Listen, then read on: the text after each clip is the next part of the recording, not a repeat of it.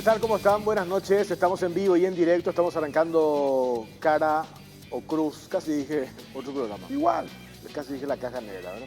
Pasa que no me acostumbro acá. Estamos En estudios diferentes por una cuestión de que estamos mejorando la otra Además se viene nueva programación. Nueva programación que arranca mañana, por cierto, en Canal 13. Sí. Entonces, eso genera todo un movimiento. Bueno, estamos nosotros acá. La temperatura nos lleva. ¿Vos ves la temperatura? No, me tengo que poner mi lente. Si querés mirar, poner mi lente y voy a mirar. Y te voy a decir la temperatura son 30 grados. Para mí hace menos. Acá estaba fresquito. Afuera una lluviecita que hubo a la tarde. Muy buenas noches. Antes que nada, Jorge. Hoy no está Claudia, a la audiencia. La ansiedad lluvia vino. La ansiedad lluvia vino un poquitito. Parece que en otros lugares del país sí fue más fuerte, afortunadamente. Y acá vino un cambio de temperatura, bajó ostensiblemente. Varias ciudades del departamento central sin energía eléctrica. Por el temporal. A mí me tocó venir de San Bernardino, árboles caídos en algunos puntos, sí, la cosa estuvo complicada. Pero esta lluvia estábamos esperando desde hace ratísimo. Entonces, yo esperé la lluvia así torrencial para mirar, sí. La lluvia no me vino, nunca la vi, pero por lo menos se vio que hubo un poquito de agua. Y sobre todo parece que llovió también en el norte de la Argentina, que era importante por los incendios que nos estaban afectando a nosotros. Terrible el tema, también terrible las imágenes de gente prendiendo fuego intencionalmente. Que la semana pasada el humo era insoportable. Sí. Salías de tu casa. Hasta ayer. A irnos a la radio a las 6 de la mañana era insostenible, el ojo rojo, era imposible, ¿verdad? Una cuestión después de cuando 2 semanas se da un número, a diferencia, igual es importante, 8 fallecidos COVID. Pues la semana pasada teníamos números que nos casi 50 llegamos. Llegamos casi 50, no llegamos a 47, 48 creo que fue el número más alto que tuvimos, pero 8 casos registrados el día de hoy, y eso da también cierto alivio, cierta tranquilidad. En esta semana nomás ya la vacunación en las aulas, teniendo en cuenta que arrancan las clases, hay todo movimiento. La tapa obligada, ya sabes, mañana de los diarios cuál va a ser, ¿verdad? Cuando nosotros siempre hablamos de los famosos temas recurrentes. Las agendas. Las agendas. Claro, la situación edilicia de las aulas, los colegios, las escuelas, la misma historia de siempre en cada año. Yo te decía el otro día en la radio, vos agarrás los diarios de los últimos 15 años, revisás, si no es más, y revisás la portada cuando arrancan las clases. 2 escenarios tenés: los niños debajo del árbol o la situación edilicia de algunas instituciones educativas. La cosa no ha cambiado mucho. Se ha ensayado durante todas estas últimas décadas, bueno, desde el 89 se ha ensayado todo tipo de fórmulas, transferir los fondos directos a las cooperadoras, hacerlo a través del ministerio, hacerlo con obras públicas, hacerlo con... De todas maneras, y el problema recurrente es el único, digamos, y además que es un tema, sobre todo en un tema en este gobierno, es la corrupción. La corrupción es la que se come en los edificios de las escuelas, se come en los edificios de los hospitales, se come en los edificios de todo. O sea, la corrupción en las empresas que construyen, ya sea a través de grandes licitaciones o pequeñas licitaciones puntuales para construir aulas, siempre hay alguien que se roba la plata. Porque la plata está. La plata siempre estuvo, siempre hubo plata para hacer escuelas, para arreglar. Es más, si retrocedemos en el tiempo y vemos lo que se ha gastado, o sea, lo que se ha dilapidado en temas escolares de construcción. Vos fíjate, desde el 2012, diciembre del 2012, cuando se aprueba la ley del FONACIDE, el desembolso, que eso se logró con el tema de la compensación por cesión de energía, por eso siempre hablamos que ese proyecto del FONACIDE en el espíritu es un proyecto, muy interesante, que había una expectativa de que eso funcione. En la práctica es insostenible. Y han transferido desde el 2012 hasta ahora a las gobernaciones, a los municipios cerca de 400 millones de dólares. Hoy hablas con los responsables del área de infraestructura del Ministerio de Educación y Ciencias y le preguntas, ¿qué cantidad de dinero necesitamos para poner en condiciones todas las escuelas y todos los colegios para que los chicos empiecen dignamente las clases? 500 millones de dólares. Pero eso solamente fue así, Jorge. Lo que ha gastado el ministerio en los últimos 30 años, 33 años, que ha gastado el Ministerio de Educación en infraestructura, aparte del FONACIDE, debe ser 3 veces eso. O sea, estamos hablando de que se ha gastado para tener las mejores escuelas del mundo y no las tenemos. Por la corrupción, simple y llanamente, por la corrupción de todos los gobiernos que han estado en mayor o menor manera, depende del gobierno. Esa descentralización que se quiso lograr en la práctica no es tal, porque en el tema del FONACIDE hemos hablado nosotros con intendentes, con gobernadores, como los municipios ni las gobernaciones son los dueños de las instituciones educativas, es el MEC. Entonces, si hacen una licitación y si quieren hacer una reforma en un colegio o en una escuela, tiene que aprobar el Ministerio de Educación y Ciencias. Entonces, hay un proceso burocrático demasiado largo.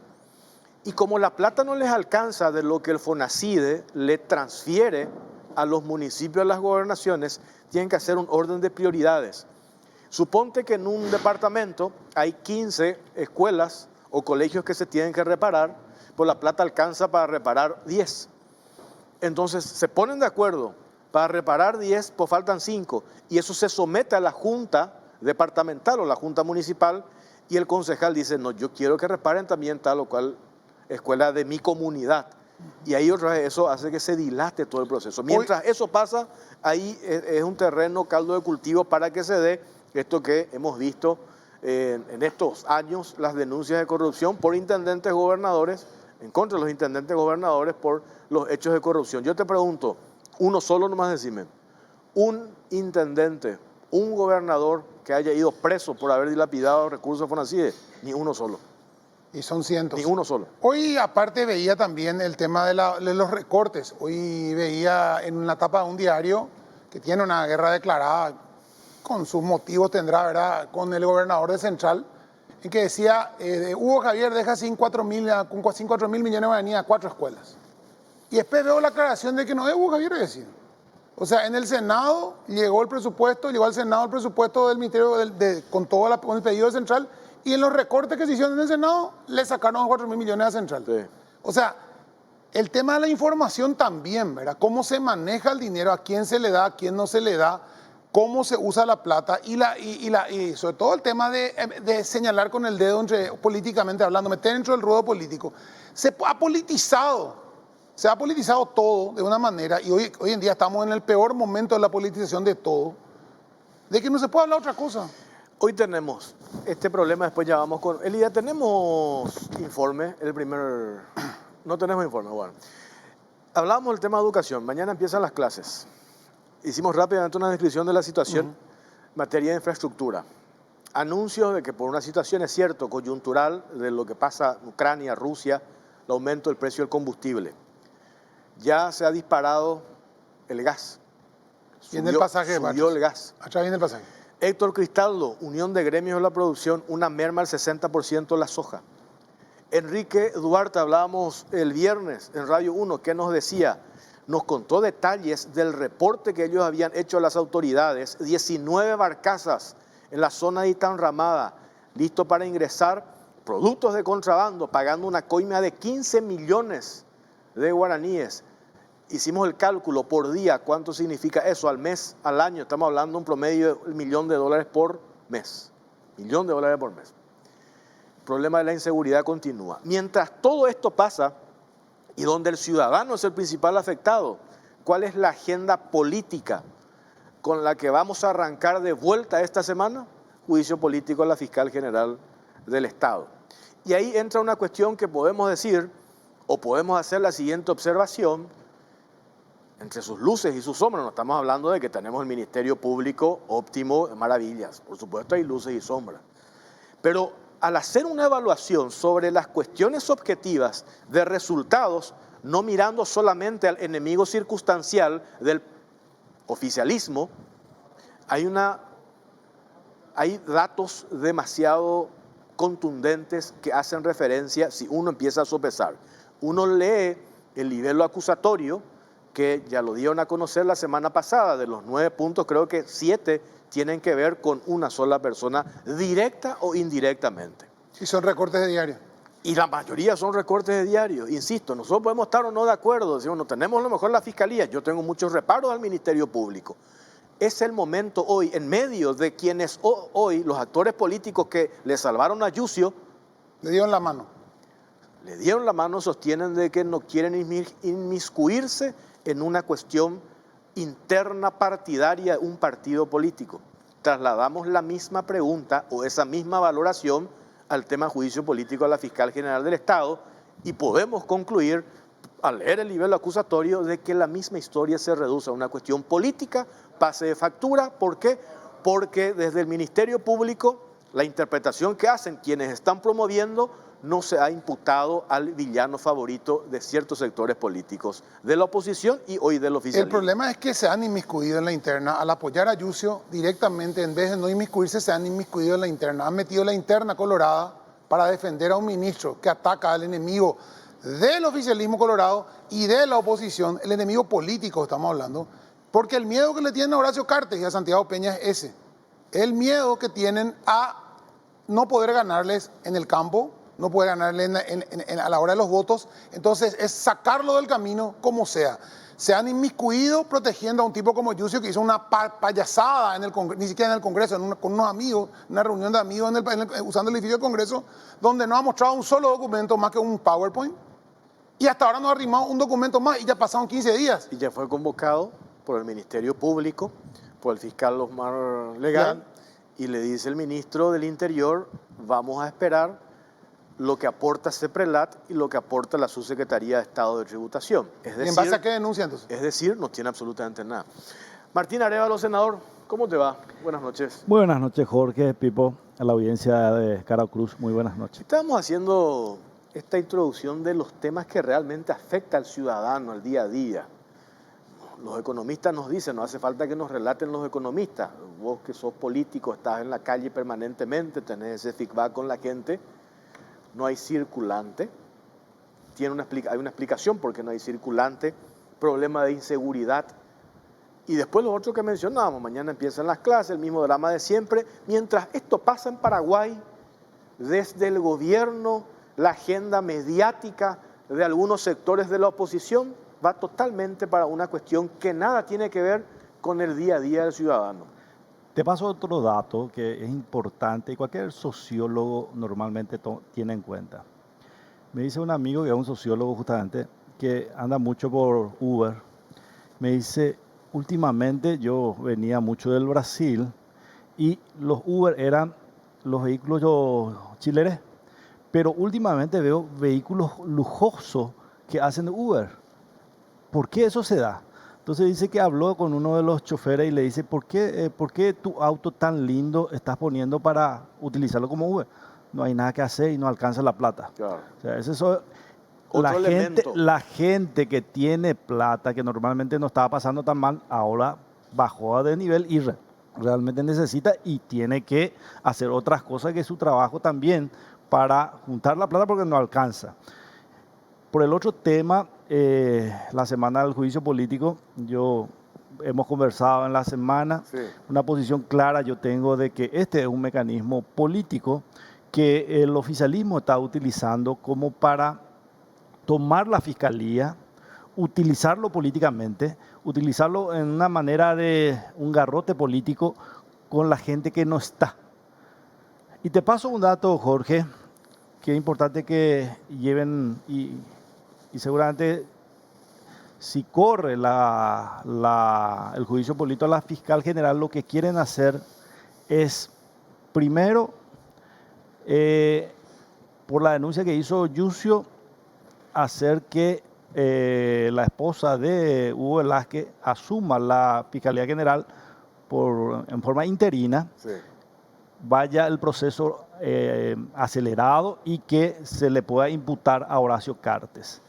También, a reloj seguido, van a convalidar una serie de cosas del juicio o la investigación que se hizo en el caso de Messer, donde van a imputarle al ministro de la Vivienda, que es Pereira, y a su vez, como Pereira era presidente del Banco de Fomento, él sería el responsable de ese depósito que hizo Messer y también buscar la responsabilidad de Santi Peña. Así mismo.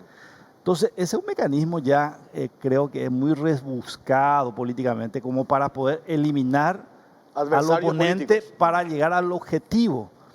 Y yo quiero, con preocupación, y seguramente muchos correligionarios míos me están viendo, algo que dijo Yucio que me llamó la atención. Se le pregunta qué pasa con esta denuncia. Y esta denuncia va a continuar. ¿Y cuáles son las consecuencias? La consecuencia va a ser que no va a haber abrazo republicano posterior a las elecciones de la interna. O sea, parecería que el libreto es destruirle al Partido Colorado, que está propiciado por el propio presidente de la República. Pero vos, senador, tuviste contacto, hablaste muchas veces con el presidente hasta que cortaste el diálogo, obviamente, porque según nos dieron a entender, vos y otra gente, es como hablar con una pared.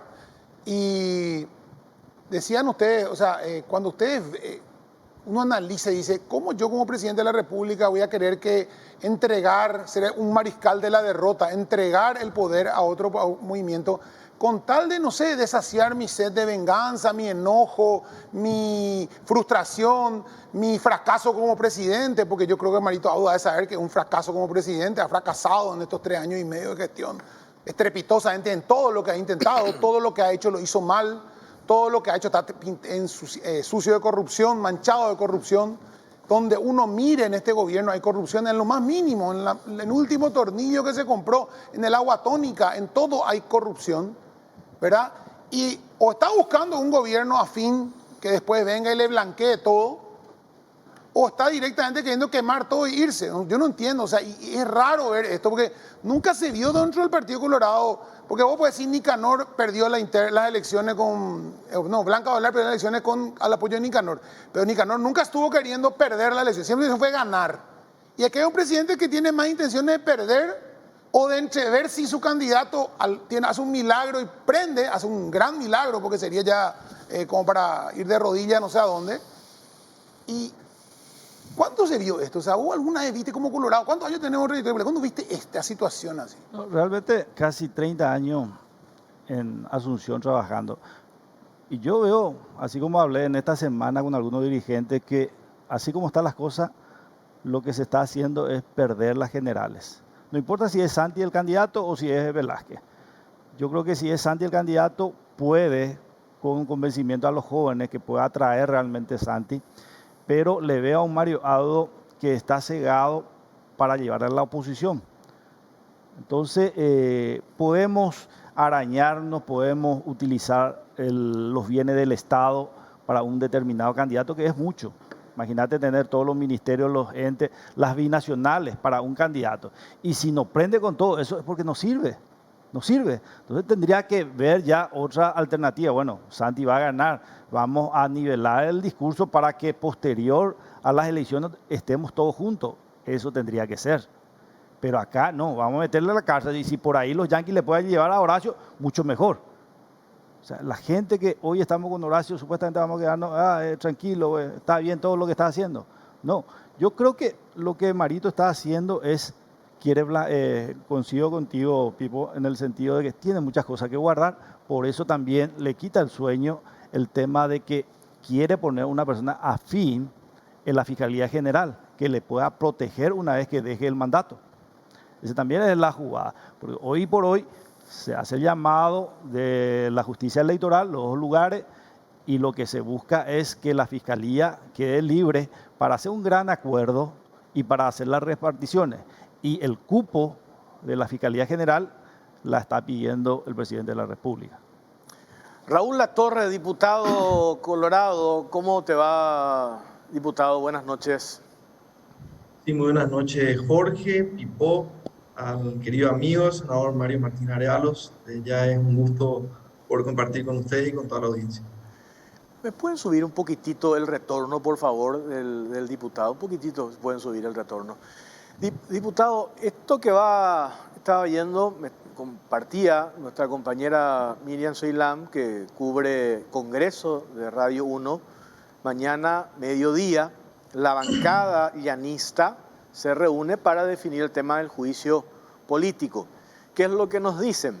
De que hay una posición, aparentemente ya del llanismo, no solo del llanismo, de los liberales, habrían otros referentes del Partido Liberal Radical Auténtico que estarían con la oposición. Me dicen también alguien del sector independiente que no acompañaría lo del juicio político porque hacen la lectura de que esto forma parte de este libreto que acaba de mencionar el senador colorado Martín Arévalo. ¿Coincidís con eso que dijo el senador colorado de que acá hay un libreto, una hoja de ruta trazada que apunta a erosionar o destruir al adversario político dentro de las internas del Partido Colorado?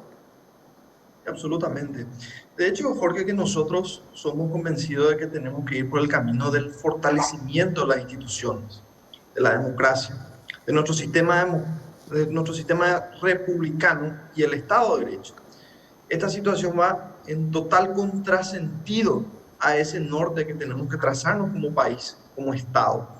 Es importante diferenciar los tantos, que las cuestiones políticas, que los problemas políticos se resuelvan en el ámbito político.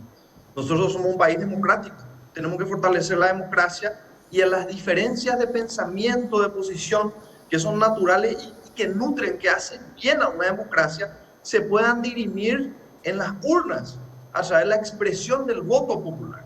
El problema es que aquí se están mezclando los tantos y una cuestión jurídica se está llevando al ámbito político. Una cuestión política se está llevando al ámbito jurídico. Ese es el principal inconveniente, Jorge, que estamos viendo. Vemos un escenario electoral que se percibe aparentemente desde ambos bandos, que la situación está definida, una cuestión completamente cuesta arriba para el oficialismo en este momento, y plantea una serie de estrategias de desestabilización para tratar de cambiar ese escenario político. Y ahí es donde nosotros disentimos.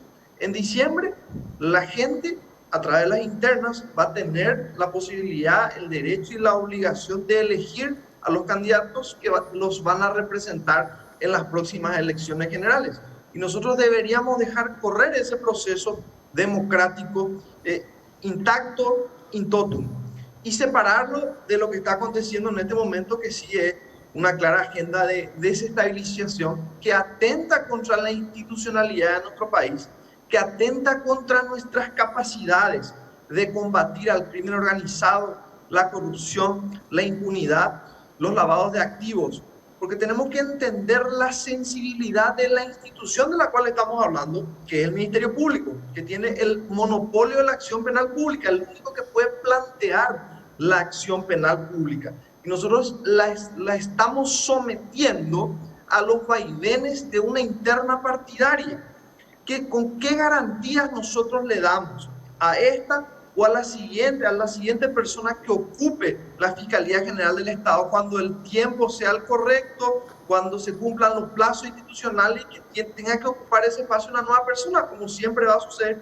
¿Qué garantías le damos? Que tiene que ir a chocar contra el crimen organizado, que tiene que ir a chocar contra la corrupción, contra los grandes poderes fácticos. ¿Qué garantías le damos si a la primera ventisca o coyuntura política nosotros vamos a someterla y someter a nuestra nación a la inestabilidad que está viviendo?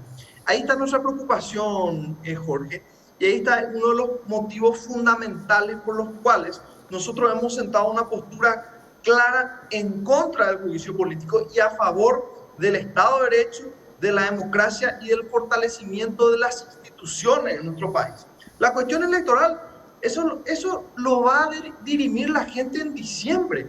No tiene por qué mezclarse con una cuestión tan sensible y tan fundamental para que en nuestra república puedan existir garantías mínimas de una seguridad jurídica, de una paz institucional que nos siga permitiendo ser atractivos para la inversión extranjera y que de ese modo pueda paliarse en cierta medida al menos el gran déficit de empleo que tenemos, que son las cosas que tenemos que pensar en este momento. Nosotros tenemos que pensar en empleo, nosotros tenemos que pensar en el fortalecimiento de la seguridad, porque es terrible la inseguridad que se vive. Nosotros tenemos que pensar en cómo rompemos este estado, esta crisis educativa que requiere nuestra nación para hacer el salto al desarrollo. Sin embargo, lo que hacemos es retroceder, limitando las mínimas garantías institucionales, la seguridad jurídica y el Estado de Derecho en nuestra nación. Es por eso que nosotros plantamos una posición rotunda en contra del juicio político, a favor de las instituciones y el Estado de Derecho, Y le pedimos a los colegas que están con esta idea del oficialismo y sus aliados de la oposición, esto hay que decirlo, del oficialismo y de los aliados de la oposición que están siendo más oficialistas que el propio oficialismo, porque nos toca hoy por hoy al movimiento no colorado hacer oposición. Hoy tenemos que hablar de esta alianza que existe y les pedimos, por favor, presenten el libro acusatorio, llamen a esa sesión, los mecanismos constitucionales se activarán, se votará y podremos salir de esta situación de inestabilidad que plantean que le está haciendo mucho daño a nuestro país. Y les digo, si quieren ganar elecciones, presenten las mejores candidaturas, salgan a trabajar, hagan otra vez propuestas, no busquen cambiar todo el escenario electoral, tirar el país por la ventana para que su candidato tenga una chance de ser electo. Senador Arévalo, como dirigente colorado, vos decís el buscar el no abrazo republicano. ¿Puede hoy, o en este momento, después de lo que pasó en el 2008 con Lugo, vos lo viviste seguramente como colorado, no se movió quizá o se votó en contra del candidato colorado en ese momento y se fue a la llanura 5 años y fue muy duro para el Colorado? Fue muy dura la llanura para el Colorado, no hubo jamás, acá se mintió, inclusive se dijo, no, que fulano ya arregló con el Lugo, que no van a tocarle a nadie, y al final fue una persecución permanente durante 5 años, ambos gobiernos que tuvieron, tanto Lugo como Franco, a los colorados. Hoy en día, luego del 16 de diciembre, creo que son las internas del 17, ¿puede un dirigente convencerle al Colorado de base, al dirigente, no vamos a votar, vamos a perder, vamos a la llanura porque conviene más, después de lo que ya vivió el Colorado en la llanura? ¿Es realmente factible o es simplemente un jaque que plantean algunos dirigentes ya, creo que en su debacle? No, yo creo que al menos lo que estamos viviendo hoy, ataque muy fuerte que ya va más allá de los ataques políticos, ya es un exterminio de gente, es lo que plantea el oficialismo. Por eso yo creo que es peligroso esta realidad que estamos pasando. Yo realmente espero que el oficialismo pare la pelota, se tranquilice, trabajen, traten de convencerle a la gente y busquen ganar, así como decía Raúl, en las urnas.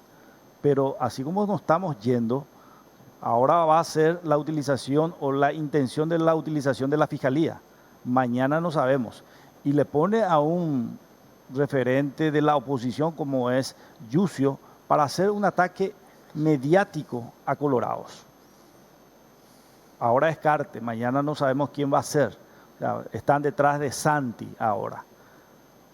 Entonces, creo que ya escapa un poquito a la campaña electoral. Nos están tranquilizando con la utilización nomás del dinero del pueblo o de las instituciones para la campaña que está haciendo el oficialismo, sino también y va a ser difícil, como si vos me tratás de meter en la cárcel e incluso enviarme a los Estados Unidos. Yo después me voy a sentar contigo, sí, vamos a abrazarnos por el partido, te vamos a apoyar, te vamos a financiar. No va a pasar eso. ¿Quién va a ser Yo me acuerdo que Castiglioni con Blanca Ovelar fue también difícil. ¿Por qué? Porque se habló ahí de que hubo fraude.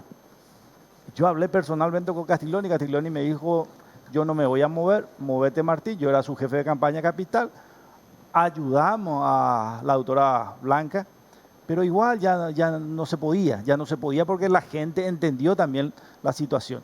Y ahora yo creo que se está yendo por ese lado la situación.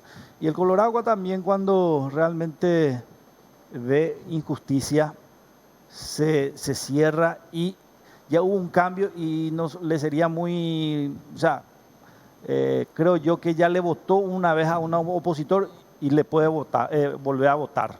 Eso es lo que no tenemos que llegar. Acá hay una cuestión, senador, diputado Latorre.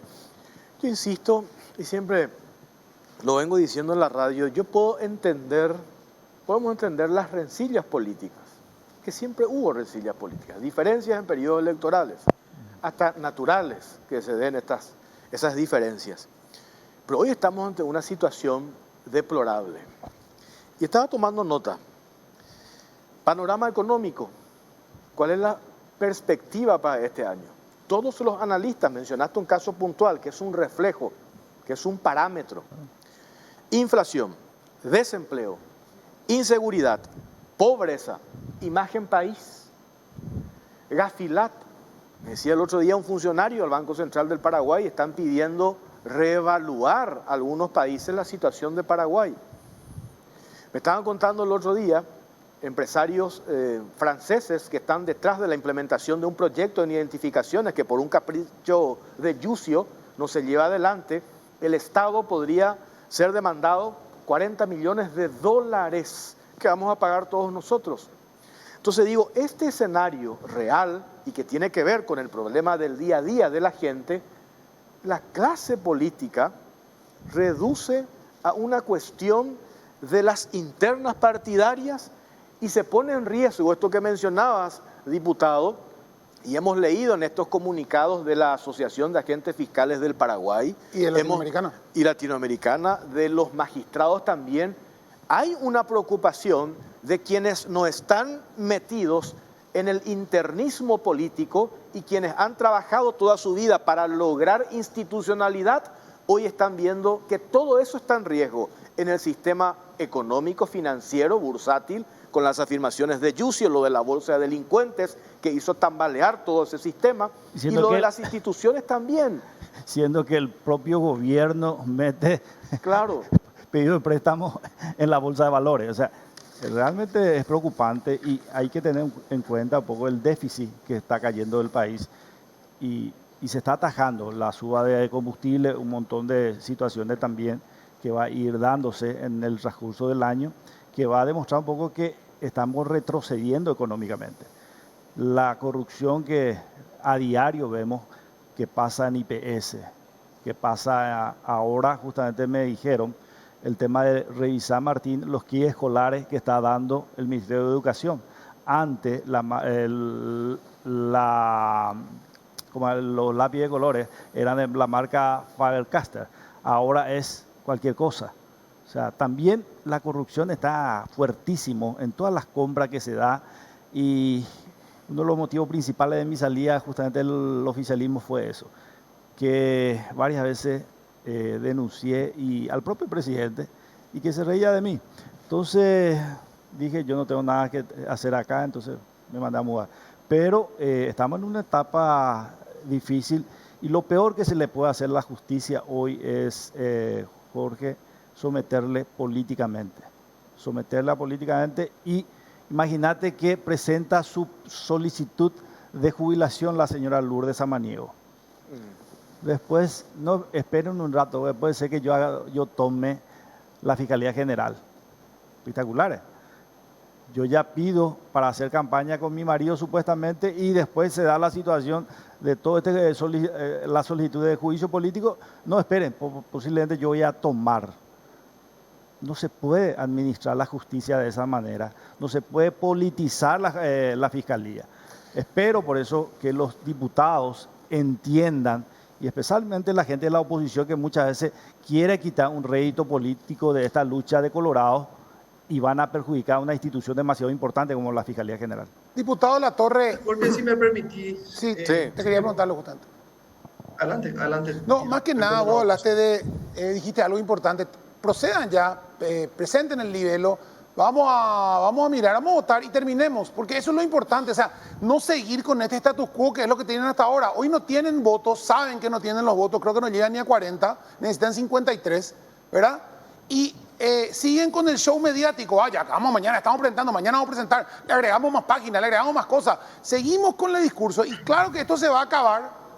O se acaba de gran manera el día que se vaya a juicio político, rebote el juicio político en diputado y no haya de qué hablar. Entonces, sería bueno ver si este martes, de todas modos, si ellos no lo presentan, que uno de ustedes lo presente directamente y diga, vamos a votar, votemos acá, hagamos, estudiemos el tema. Porque realmente seguir con este status quo 2, 3, 4 semanas más, mientras todos especulan qué van a hacer, es de tirar al país al tacho.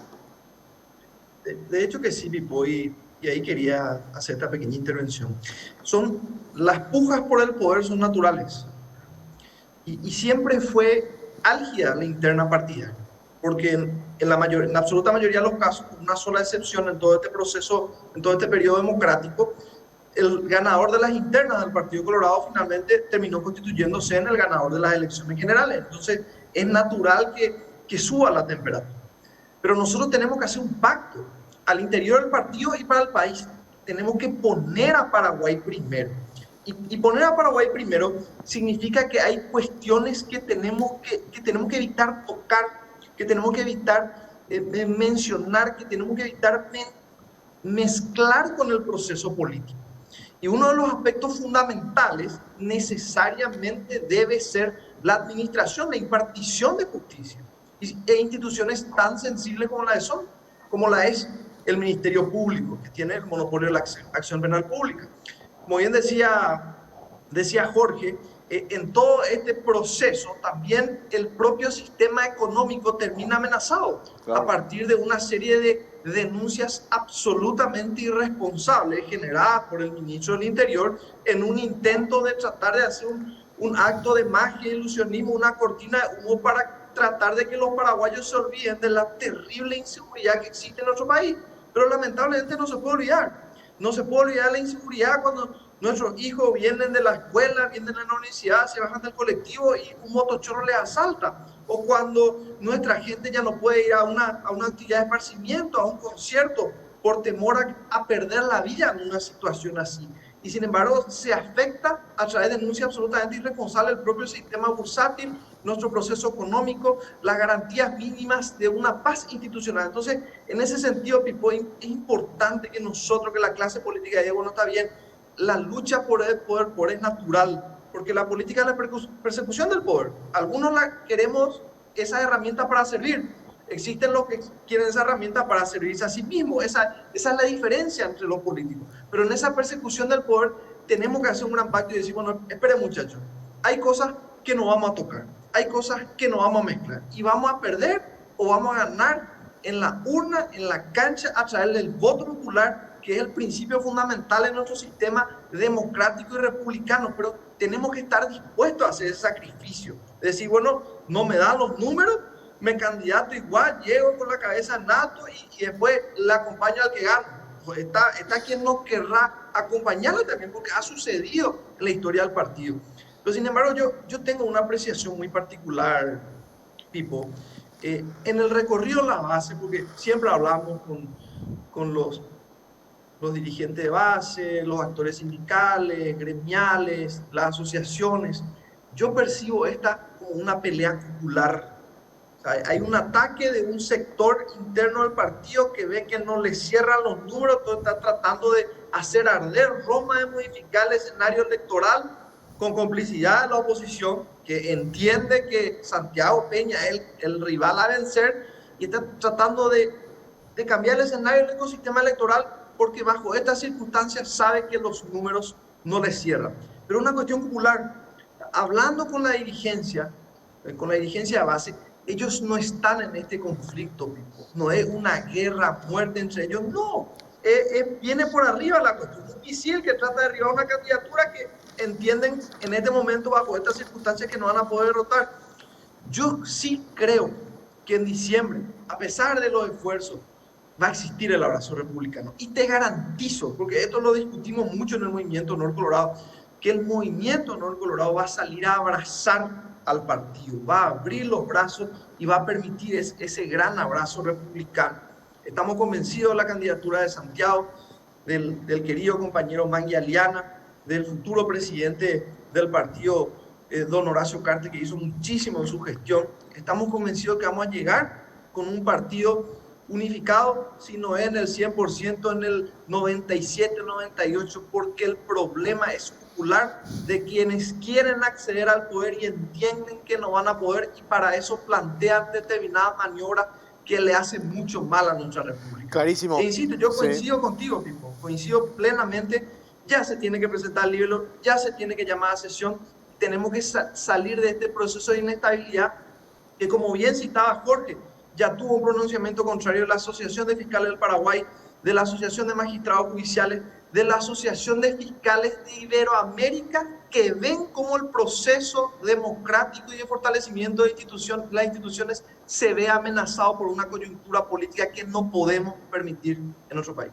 Clarísimo. Vamos a hacer una pequeña pausa. Diputado, por favor, si nos puede esperar, se nos va a dar una pausa cortita y a la vuelta seguimos hablando sobre este tema. Ya venimos. Pero antes, Shell vuelve a abrir sus estaciones a lo largo y ancho del país y cada semana hay una nueva estación de servicio Shell donde podés cargar los combustibles más avanzados. Encontrá las estaciones Shell en Asunción, Mariano Roca Alonso, Encarnación, San Bernardino, Fernando de la Mora, San Lorenzo, Capiatá, Orqueta y Luque. Pero no te preocupes porque Shell continúa trabajando para acercarte todo lo mejor del emblema líder en el mundo a tu ciudad. Así que para enterarte más podés ingresar o podés seguir @Shell Paraguay en sus redes sociales. Shell, volvimos, volve.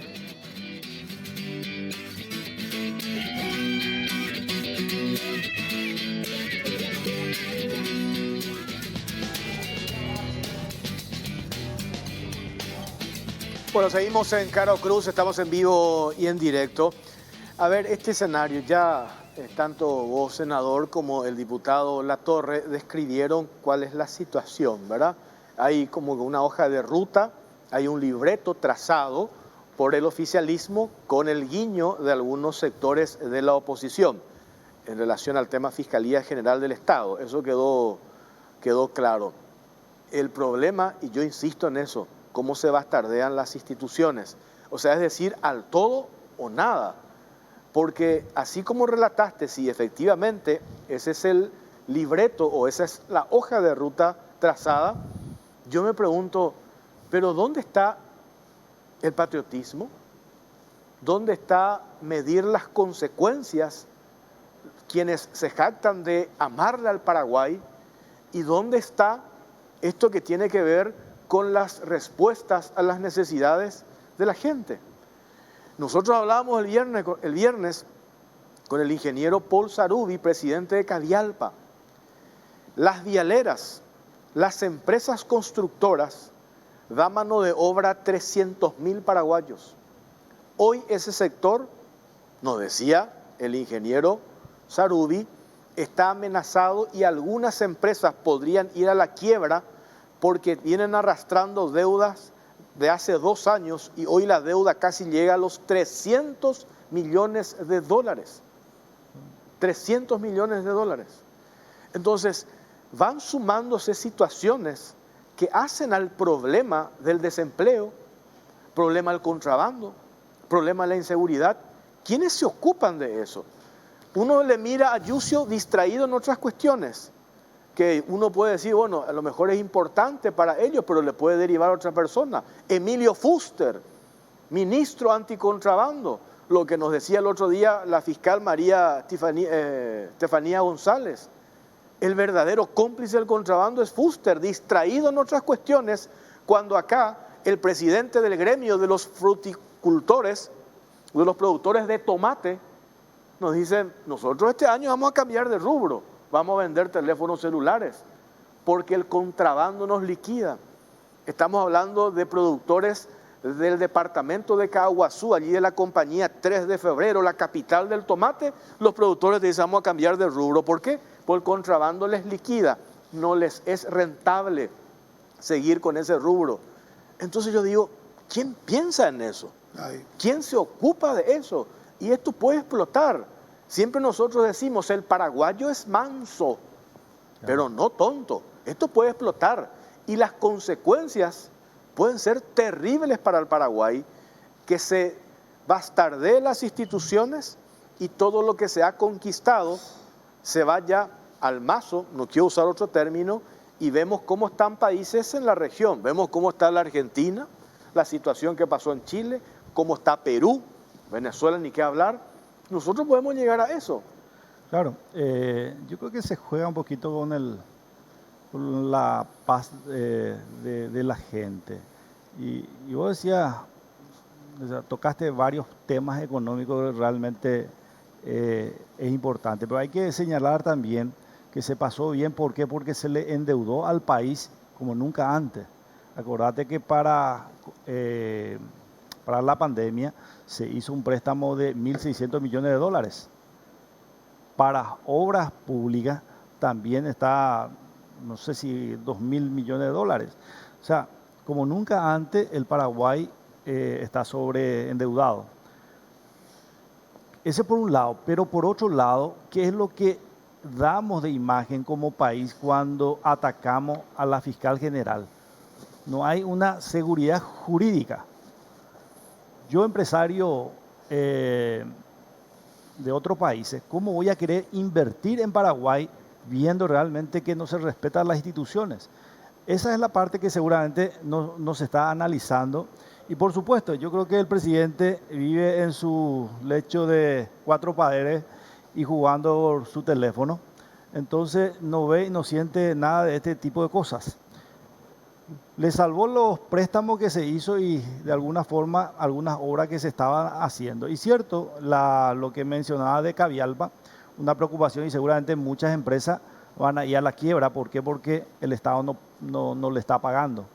Entonces, creo yo también que habiendo tanta corrupción, la gente que tiene que justamente estar detrás del contrabando, hacen otro tipo de cosas.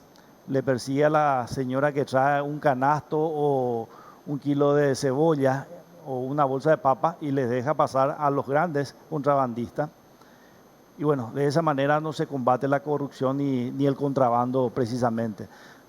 Creo que muchas cosas están mal, Jorge, y el gran responsable es el presidente de la República y el vicepresidente también, que nadie se da cuenta de eso, que nada hace. Este es un planillero que hace todos los días campaña con los recursos del Estado sin que aporte nada al gobierno o por el cual está ganando un salario. Más de 1 año hace que está haciendo campaña. ¿Para qué sirve entonces la vicepresidencia? Peor que un florero es hoy. Diputado Latorre, ¿está ahí? Estamos, Pipo. Está. Está. Acá también hay una cuestión que estamos dejando de lado, que es la protección. Habíamos hablado de que el presidente de la República tiene muchos muertos bajo en el ropero en este gobierno y que hay que estar buscando cuidarse. Justamente hablaban de Juan Ernesto Villamayor, otro de sus grandes operadores financieros, políticos y, digamos, uno de los zares de la corrupción en este gobierno.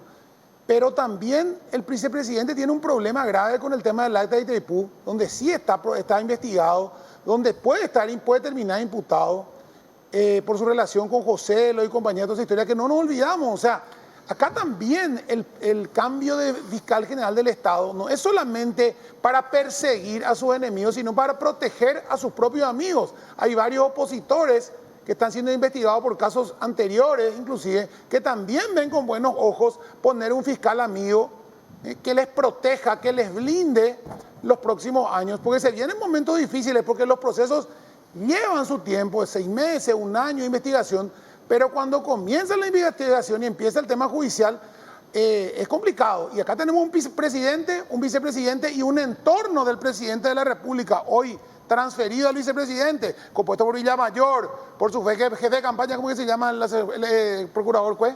Sergio Cosia. Sergio Cosia, el propio Lichi, un montón de gente está metida en fatos muy grandes que quieren cubrir sus huellas, quieren cubrir sus muertos en el ropero. De hecho, Pipo, que la justicia es fundamental, no solo por la cuestión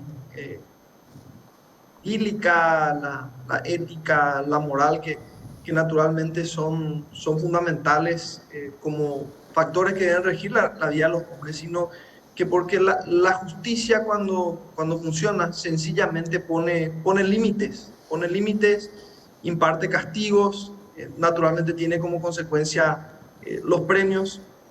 Recuerdo la finalización de un libro que realmente es una obra maestra de la estrategia, El arte de la guerra de Sun Tzu, que decía, bueno, cómo ganar una guerra, cómo hacer más efectivo un ejército, que finalmente eso puede extrapolarse a todas las áreas del conocimiento. Y decían en uno de sus apartados finales, aquel ejército que con mayor justicia pueda aplicar premios y castigos, aquel será victorioso, porque finalmente eso ordena una sociedad, eso te da el mensaje, bueno, vos si vos haces bien las cosas, te va a ir bien. Y si haces mal las cosas, si querés hacer las cosas torcidas, te va a ir mal. Lo cual genera una sociedad más productiva por un lado y finalmente, valga la redundancia, más justa.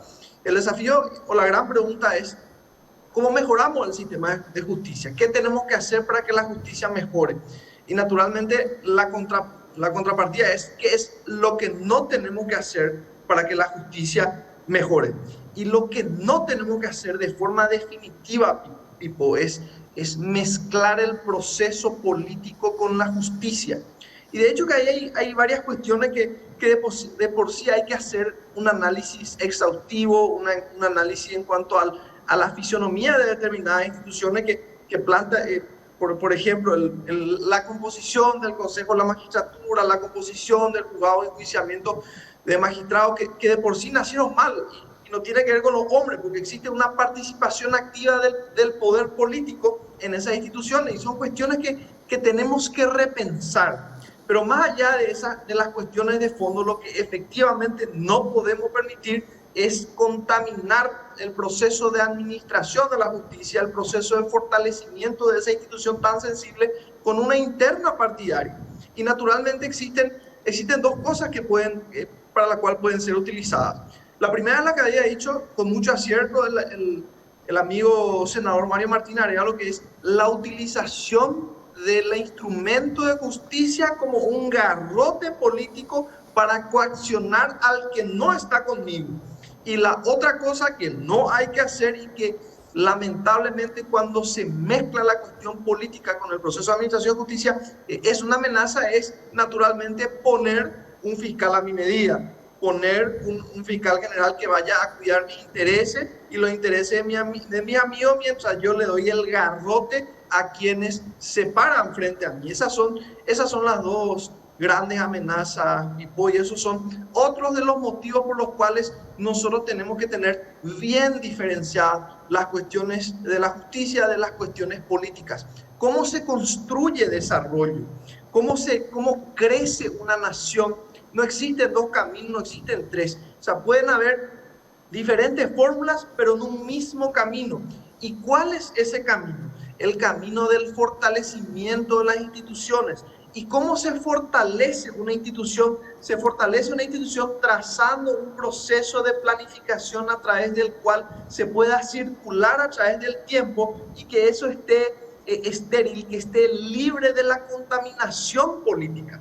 Esos son los grandes éxitos del Itamaraty, del desarrollo del Japón, del desarrollo de los Estados Unidos, que más allá de la coyuntura política hay un norte claro a través del cual hay que seguir. Y parte de ese norte, cuando uno hace el análisis del desarrollo y del éxito de todas las naciones del primer mundo, necesariamente tiene que ver con el blindaje de la justicia sobre las cuestiones políticas, que es exactamente lo que no estamos haciendo en este momento, Pipo, y no podemos dimensionar los peligros y las gravísimas consecuencias de estas acciones. A ver, un poco para reiterar, porque acá me consultan esto que dijiste, senador Arevalo, esta hoja de ruta, digamos, ¿verdad? Donde hay varios operadores quienes están, yo creo que detrás trabajando y articulando. Por un lado, lo del juicio político a la fiscal general del Estado. Están ofreciendo, me dicen, el oro y el moro, por cierto, a quienes tienen que levantar la mano y votar. ¿Y cuál va a ser la intención? Llevarla allí de manera interina a la esposa del actual vicepresidente de la República. Así es. Una vez que llega ahí se articula elementos que aparecen, entre paréntesis, en el libelo acusatorio, que hacen mención a las denuncias de Yucio, imputación a Cartes. Por otro lado, que hacen mención a la comisión bicameral, caso Messer, lo que permanentemente repiten los integrantes de esa comisión, específicamente su colega del Frente Guazú, el senador Jorge Querey, imputarlo a Carlos Pereira, expresidente del Banco Nacional de Fomento, y a partir de allí que eso tenga un desenlace y salpique al exministro de Hacienda, Santiago Peña, hoy precandidato a la presidencia de la República por el movimiento Honor Colorado. Teniendo ese escenario o esa hoja de ruta, paralelamente, ¿qué es lo que se tiene hoy para negociar con la oposición? Vacancias en el Tribunal Superior de Justicia Electoral, 2, Huapenca, Ramírez, Zambonini, Hay una vacancia, por cierto, el próximo año, dentro de un año, el recientemente designado presidente de la Corte Suprema de Justicia, Antonio Fretes. Esas vacancias se negocia con la oposición, el oficialismo se quedaría con la Fiscalía General del Estado, que por cierto el próximo año fenece nomás luego el mandato del actual fiscal general del Estado. ¿Por qué el oficialismo hoy quiere la Fiscalía General del Estado? Por estos escándalos. En el bloque siguiente vamos a hablar caso IPS, por ejemplo, y tenemos una larga lista que todos los martes denunciamos entre paréntesis en la caja negra, hechos de corrupción que salpican a referentes de este gobierno, y hay otras cuestiones incluso que directo o indirectamente salpican al vicepresidente de la República en materia de licitaciones y otras cuestiones al presidente Mario Abdo Benítez. Esta es la descripción de esa hoja de ruta, ¿verdad?, del oficialismo, el guiño de la oposición que están llevando a como dé lugar, porque la oferta es interesante y de paso erosionar, como dice Raúl Latorre, a uno de los candidatos a la presidencia de la República para el 2023, mejor posicionado, que es Santiago Peña. Ese es el escenario, senador. Ese es el escenario, Jorge. No le agregaría más a lo que relataste. Decirte que hoy Santiago está con casi 25% de diferencia. No hay manera de atajarle políticamente, no, por más que tiren la casa por la ventana en los ministerios, en los entes. La gente está podrida de la administración actual. Y bueno, la gente hoy, ¿qué dice? Me equivoqué al haberle votado a Mario Abdo y no haberle dado la oportunidad a una persona brillante como es Santi Peña. Y hoy quiere retribuir ese apoyo en esta interna. Lo simpático de la oposición es que no mete una situación que fue un escándalo en el país, que fue justamente el acta de Itaipú, y que tendría que haber sido uno de los motivos principales. O el robo en pandemia que tanto show hicieron. Claro, tendría que ser uno de los motivos más principales del juicio político de la fiscal general, pero ni se acuerdan de eso. Y eso es lo más llamativo y lo más fuerte que hubo, ¿verdad? Pero eso justamente encierra en el juego político y sobre todo la avivada que hoy la oposición mete y quiere aprovechar. Ojalá que realmente los diputados, especialmente de la bancada de Llano, no se presten y que termine esto. Que termine, eso va a ser para la institucionalidad de la Fiscalía General, va a ser un avance importante. Porque hace un año, algo en enero del año pasado, febrero, justamente la bancada de Añetete fue la que más le apoyaba en contra de un juicio político. Sí. Y ahora vieron la luz. Entonces, creo yo que todo es un mecanismo de distracción y de un mecanismo político que quieren llegar, le quieren instalar a la esposa de Hugo Velázquez y quieren utilizar como medida de garrote contra el presidente, o sea, contra Horacio Cartes, contra Santi Peña, le quieren quitar la candidatura para que Hugo Velázquez sea el único candidato del Partido Colorado. Ni con eso, también quieren pegarle al llanismo. Ni con eso no van a llegar. Ni siendo, ¿no? O sea, quieren limpiar y llegar a una candidatura. Es realmente una locura lo que el sistema que están aplicando y lo único que van a hacer es una división grande dentro del Partido Colorado. Yo llamo a la reflexión de todos los amigos que de repente nos están viendo. Ese no es el camino que el Partido Colorado se merece. Que bajen, que trabajen, que traten de ganar las adhesiones de la gente y que posteriormente podamos justamente conversar y tener ese abrazo republicano y bueno, trabajar por el país. Lo cierto y lo concreto, me gustaría luego que esté fuera de ese abrazo Marito Abdo por el gran fracaso que ha representado su gobierno, porque este señor realmente no merece estar en ningún escenario político después de esta interna. Un fracaso rotundo es, y sobre todo, corrupto, sobre todo, el gobierno que nos deja. Diputado Latorre, para ir redondeando, de lo que pudiste haber testeado, charlado, indagado con tus colegas dentro de la Cámara de Diputados, ¿crees que va a prosperar esta pretensión, la del juicio político a la fiscal general del Estado? En primer lugar, compartir contigo, Jorge. Recién me enviaron un nuevo comunicado de la Federación Latinoamericana de Fiscales, Ajá. en el mismo tenor que las comunicaciones anteriores de la Asociación de Magistrados Judiciales y Fiscales del Paraguay, la Asociación Iberoamericana de Fiscales, expresando la preocupación por la amenaza de un quiebre en la institucionalidad en cuanto a las capacidades de impartir justicia en nuestro país. Básicamente, nacional e internacionalmente existe una posición casi unificada en este sentido con respecto a la amenaza que se está viviendo en nuestro país.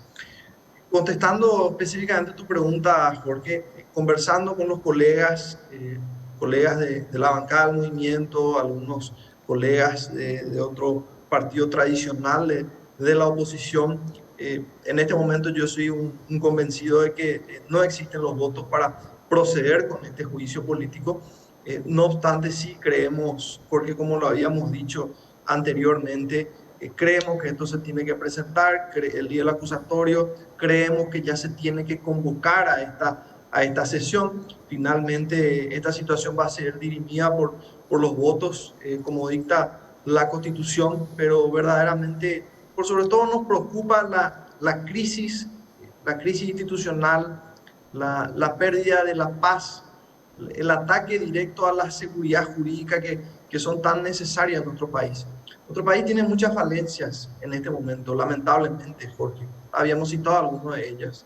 La difícil situación económica, la inflación que vivimos, el combustible vuelve a subir, lastimando nuestra economía, problemas con el contrabando que afecta a varios de los empresarios que hoy por hoy dan fuente de trabajo aquí en nuestro país.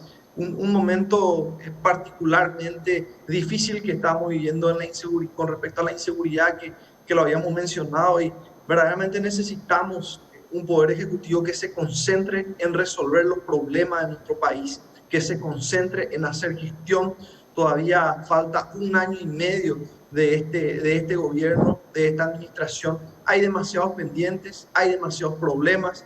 Entendemos el proceso en el proceso electoral de las internas la temperatura tiende a subir, pero en función de gobierno no pueden dejar de tener como objetivo y prioridad fundamental la administración de nuestra nación, resolver los problemas que están viviendo tantos paraguayos, y por sobre todas las cosas, porque no me voy a cansar de repetir, ir por el camino del fortalecimiento de las instituciones, del Estado de Derecho, de la democracia, y no contaminar la justicia, no contaminar los procesos de impartición de la justicia con los problemas políticos que deben dirimirse en el ámbito político a través de la manifestación de la voluntad popular en las urnas, en las elecciones. Sí. Diputado, te agradecemos tu tiempo. Vamos a seguir en contacto. Muy amable. Un gusto compartir contigo, Jorge, con Pipó, con Martini y con toda la audiencia. Raúl Latorre, diputado. Bueno, si pasa en el Senado, ¿cómo está la composición hoy en el Senado? En el Senado hay un acuerdo importante, justamente lo que te manifestaba, el tema de la justicia electoral. También creo que hay una especie de acuerdo con la Fiscalía y con la presidencia del Senado. Entonces, ahí yo creo que la suerte de la fiscal general está echada. Por más que uno pueda, seguramente se va a presentar el libelo acusatorio en el Senado, se tiene que llevar, ella se tiene que defender con sus abogados, pero es una cuestión política, los votos es lo que mandan, y bueno, detrás está el gran acuerdo del Frente Guazú, del oficialismo y de otras bancadas de la oposición. Entonces, todos van a estar de acuerdo. A mí no, yo creo que lo que pueden parar esta injusticia contra la institucionalidad de la Cámara de Diputados. Entonces, ahí es donde se tiene que atajar, porque en el Senado, creo yo, sinceramente te digo que no, ya tiene la suerte echada la fiscal general. Claro. Eso sabíamos. Eso es lógico, porque sabemos que hay un ¿verdad? equipo. Igual que son 31 votos, habría que ver también si esos 31 votos están, pero 30 votos. igualmente en diputados, según los números que yo veo acá, no llegan ni a 40. O sea, no, a favor del juicio político. Realmente por eso no presentan, por eso dilatan, hacen presentaciones, show mediático, van acá, van allá, le agregan más links y realmente no van a encontrar. Lo ideal sería que esto termine lo antes posible y si realmente ellos creen que tienen los votos y pueden presentar y tienen razón, que presenten en diputados y que si terminan diputados se acabó y podamos atender el país que se cae, podamos atender a la gente que no tiene medicamentos, la gente que no tiene salud, la gente que no tiene escuelas, la gente que no tiene un peso en el bolsillo y que evidentemente ni a la oposición, mal llamada oposición, hoy aliada con el Ejecutivo, le importa tres cuernos. Es así mismo. Senador, te agradecemos tu tiempo. Vamos a ver cómo termina esta historia. Esto que dijimos nomás, yo quiero siempre subrayar y poner énfasis. Fácilmente, la clase política, inclusive nosotros de los medios de comunicación, entramos en ese debate, en la vorágine de las rencillas. Y todos los días nosotros nos llaman desde asegurados del IPS, problemas de desempleo, problemas que tienen que ver con el día a día de la gente. Entonces, a eso más yo voy. ¿Para qué se pretende conquistar el poder si hoy, teniendo ya la lapicera, el mismo sector político que hace promesas, digo, ¿para qué quieren seguir en el poder? Hoy están en el poder y ¿por qué no brindan esas respuestas o esa esperanza a la gente? Entonces, ¿de qué estamos hablando? Realmente este gobierno, creo yo que el gran fracaso que tiene es en la parte social, el apoyo a la gente trabajadora, a los agricultores, a los campesinos, y ese es el gran déficit. Los adultos mayores que no crecieron en cantidad, la gente que cobra ese apoyo. Hay mucho déficit que se dejó de cumplir. ¿Por qué? Porque la mirada del presidente y su entorno fue llenarse los bolsillos. Así de sencillo. O sea, yo fui uno de los que creyeron en él, en su honestidad, en su transparencia y que tenía compromiso con el pueblo paraguayo. Y él solamente quería solucionar su problema económico y dejar un país que a la deriva. Por eso es importante en estas elecciones elegir a gente comprometida con el país y sobre todo que va a solucionar los grandes temas del Paraguay. Por último, yo no sé si Jorge vos preguntaste de qué partido, qué equipo soy, ¿verdad? Ahora se está disputando un partido interesante entre Olimpia y Libertad. Sí. Y me parece que Libertad está ganando 3-2. 3-1. 3-2 gana Libertad a los 95 de Tacuara Caroz. Yo creo que vos preguntaste si yo era de Cerro, por eso me invitaste hoy. No, está perdiendo Olimpia. Hay una revisión, parece del VAR o algo así. 3-1, ganó 1-0, 3-2, estaba 3-1. 2-2 y ahora hay una revisión del VAR. Hace rato que no sigo el fútbol. Yo estoy con el pádel hace rato. ¿Sabías eso, no? Sí, el fútbol me dijeron muchas cosas de tu padre. Bueno, espera. Gracias, senador, muy amable. Gracias, Jorge. Gracias, Pipo. Hacemos una pausa, ya venimos. 90.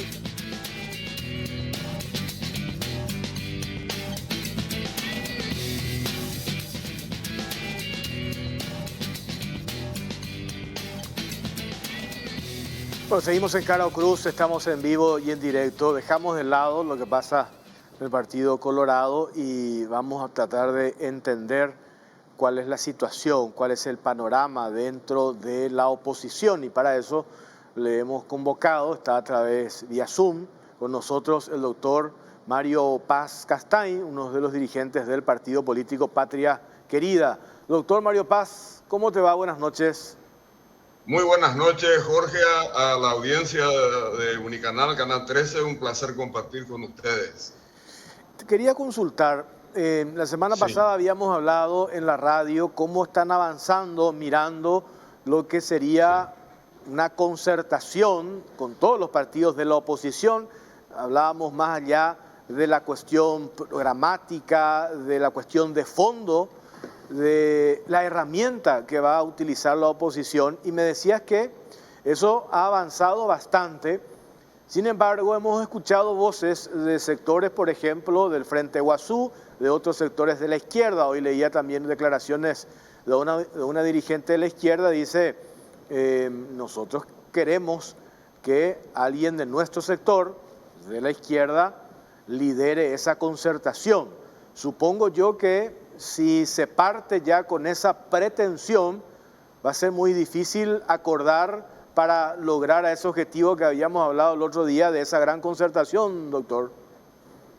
Mira, Jorge, pienso que, no sé cómo habrá sido el contexto de esa declaración de esta dirigente del sector de izquierda, pero esto se va a dirimir, por lo menos en la voluntad que se está expresando en muchos sectores alternativos al oficialismo gobernante en el país, a través de una elección a padrón abierto.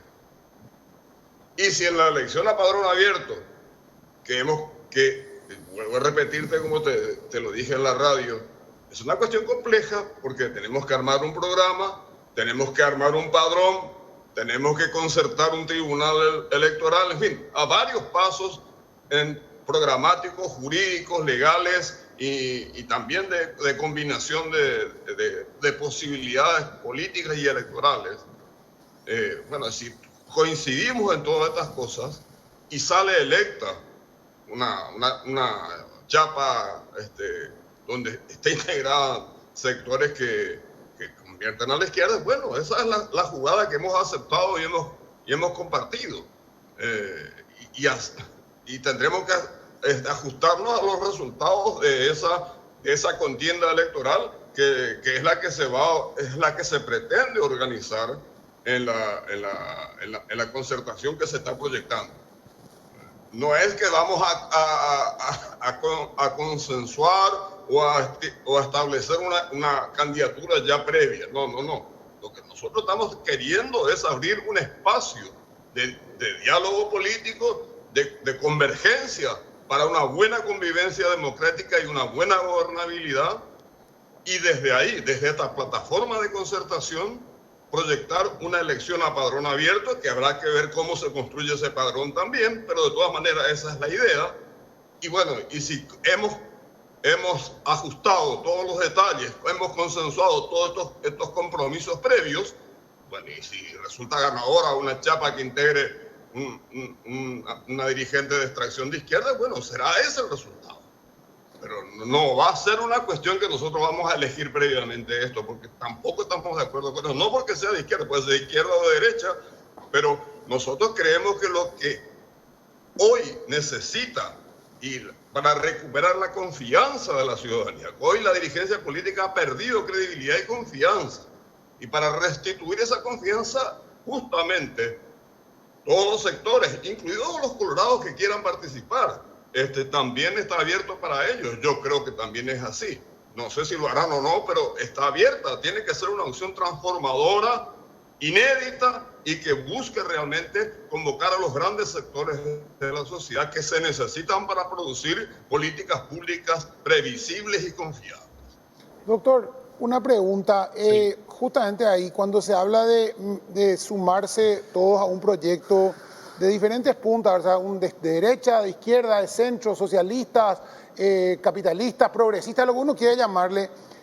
Primero se va a armar la base programática para que el que resulte electo tenga que respetar esa base programática. Es decir, bueno, vamos a irnos con estos lineamientos, vamos a hacer el tema social va a ser así, el tema salud va a ser así, el tema económico va a ser así, el tema tierras va a ser así, y a partir de ahí puede salir electo de izquierda o de derecha, pero tiene que respetar esa base programática, o se va a ver después de la interna. No, esto es previo. Algunos ejes fundamentales, no digo todos, porque para eso luego lo que abrimos la posibilidad es que cada sector político que integre esa concertación, esa proyectada concertación, participe en las elecciones generales con sus listas de congresistas, o sea, de diputados y senadores que respondan a su pensamiento político. Pero en la convergencia política para gobernar desde el Poder Ejecutivo, nosotros necesitamos consensuar 5 o 6 ejes programáticos fundamentales que hoy están en investigaciones que hemos accedido, investigaciones independientes, está en la boca de la gente, temas como la falta de empleo, el problema de la seguridad ciudadana, y un elemento que antes estaba retrasado, que figuraba probablemente en el 7º o 8º lugar y que hoy están entre el 3º y el 4º del consciente ciudadano, que es la lucha contra la corrupción. Bueno, si nosotros llegamos a consensuar esos ejes programáticos en base a 4 o 5 puntos que respondan a todos los intereses, porque no vamos a poder acordar todo el arco del pensamiento político, porque ahí nos vamos a diferenciar. Pero sí podemos buscar esas coincidencias básicas, que en eso tenemos que ajustarnos y respetar el programa de gobierno que se proyecte. Bueno, ahí partiremos. Y si no nos ajustamos, si no logramos consensuar, bueno, lamentablemente la concertación se frustrará por esas circunstancias. Pero la buena voluntad existe, la buena predisposición existe, la apertura para hacer estas cosas existen. Y consecuentemente, esperemos que con este tiempo que es bien ajustado, nos permita llegar a estos resultados. Yo decía recién, doctor, entiendo eso Sí. que usted dice, lo de consensuar esos ejes programáticos. Podemos entender, supongamos que se consensúen esos ejes programáticos, ¿cuál va a ser la herramienta, insisto, que van a utilizar ustedes para determinar la conformación de la chapa? Primero, ¿qué viene primero? ¿Determinamos la conformación de la chapa o primero acordamos sobre estos 5, 6, 7 o 10 ejes programáticos determinantes de lo que marcaría un eventual gobierno de esa concertación? ¿Por dónde arrancamos? ¿Me estás preguntando a mí, Jorge, Sí. no? Ah, bueno, porque escuché Sisto que decía, me quedé un poco esperando una respuesta diferente. Pero no, claro, lo primero que hay que armar es el programa de gobierno, porque esa luego es la exigencia legal para hacer una concertación. La concertación es como si fuese un partido político. Es un partido de partidos y movimientos sociales. Esa es para hacerlo más explícito y tratar de hacer más comprensible la idea. La concertación es una confederación de partidos y movimientos políticos que tienen que armar un programa de gobierno en base a estas cosas más o menos que hemos hablado antes. Tienen que consensuar un padrón electoral donde los ciudadanos puedan participar, que es los que estén habilitados. Y ahí eso no es un tema menor, porque al tema de si van a estar o no los colorados, la candidatura de Mario Ferreiro fue impugnada justamente en una concertación que ellos habían presentado para Asunción en el 2015, creo, y impugnó la ANR. Y bueno, y eso es un tema que habrá que ver. Hay fórmulas que se están buscando y procurando para llegar a construir ese padrón electoral. Y la otra cuestión es los tribunales que correspondan también para la elección de autoridades. En fin, son pasos que hay que dar y son previos a la elección. La elección va a ser el último paso. El último paso va a ser la elección de los candidatos a presidente y vicepresidente de la República, que por lo menos para nosotros esa es la idea de la concertación. No sé si hay algún partido o sector político que esté propiciando listas, por ejemplo, listas unificadas en el Congreso. La idea de Patria Querida, por lo menos lo que hemos escuchado de todos los sectores del partido, es que nosotros queremos una concertación sobre la chapa presidencial, más no así en las listas para el Congreso y para las juntas departamentales. O sea, las listas plurinominales, que sean cada uno con su propia lista. Doctor, y esto tiene que ser, digamos, el momento de la votación va a ser en diciembre, como corresponde al calendario electoral, ¿verdad?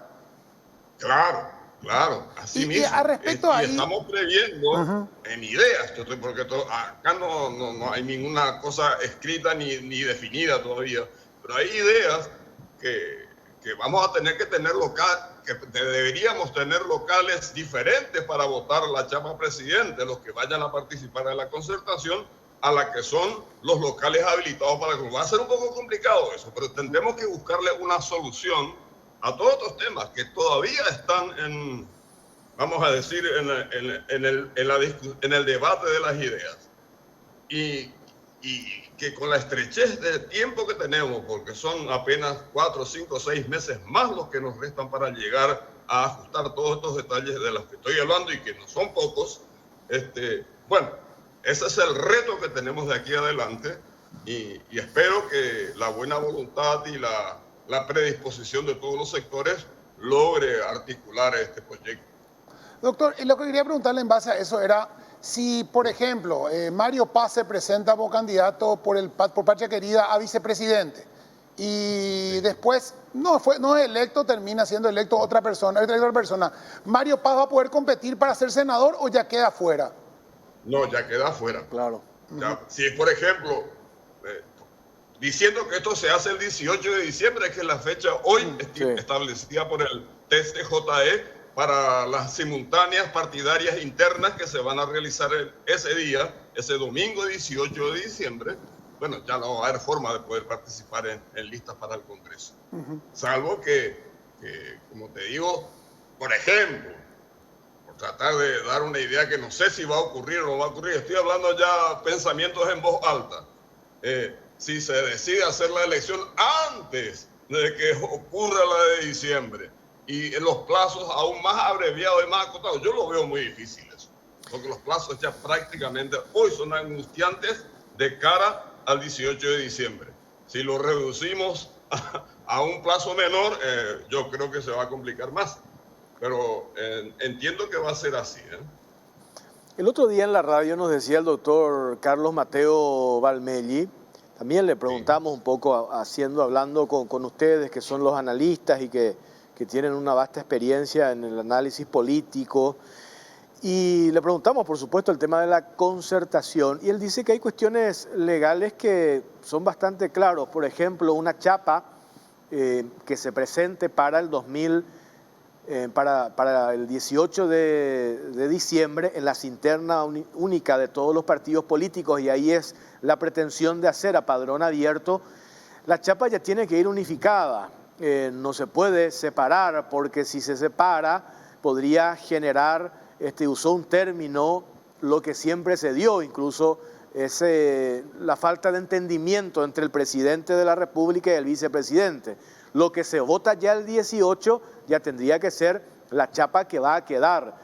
Porque le digo nomás esto porque el otro día habíamos hablado que a lo mejor un candidato, el que ganaba esas elecciones, va a encabezar la chapa y el segundo mejor votado sería el vice. Entonces hay cuestiones, me decían, desde el punto de vista práctico, legales, que también deberían ponerse de acuerdo, doctor.